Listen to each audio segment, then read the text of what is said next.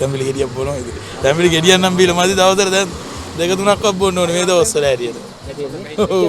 එච්චර උස්නේ. ඒක පාට වැඩි උනේ. ඔව් මේ හවසට වර්ෂාව නිසා පොඩ්ඩක් දැනෙනවා හොඳට. නැත්තම් එහෙම ඉන්නවා අමාරු. ඔව්. රැට පොදුම අමාරුවක් තියෙන මේ දිනවල. හැමතැනම මේ වගේ තමයි ත්‍රිකුණාමලයේ අනුරාධපුරයේ හැමතැනම මේමයි.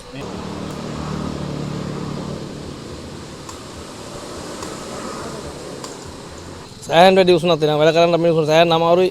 දවල්ේ වැඩ කරන්න සෑහෙන අමාරු කට්ටියට. තැඹිලි බොන්ඩා. දවසට කීයක් බොනවද? දවසට වතුර ලීටර් 3ක් 4ක් බොනවා. තැඹිලි 3ක් කරලා බොනවා.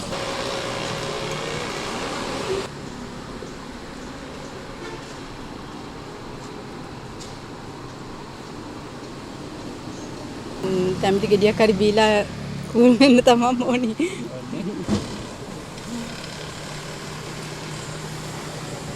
වැඩිද? ගක් වැඩි. හොඳටම වැඩි. හේතුව?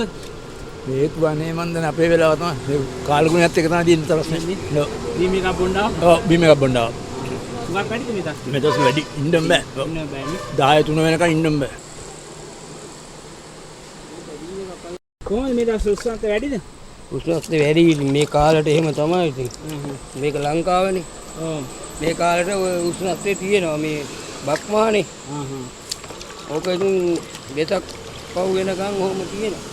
බිස්නස් එක කොහොමද? උෂ්ණත්වය වැඩි නිසා බිස්නස් එක හොඳයිද? වැඩි හොඳටම වැඩි. හොඳටම වැඩි. ඔව් මිනිස්සු එනවා හරියට බොන්නේ. ඔව්.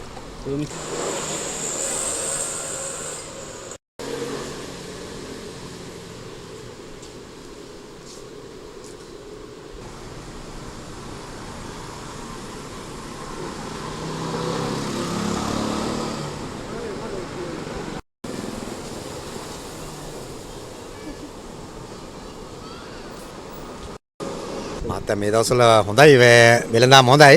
උෂ්ණත්වයත් එක්ක. උෂ්ණත්වය හොඳයි ඉතින්. හොඳයි. ඔව්. තැඹිලි ගෙඩියක් කීයද? 200යි මත. 200යි. 200යි.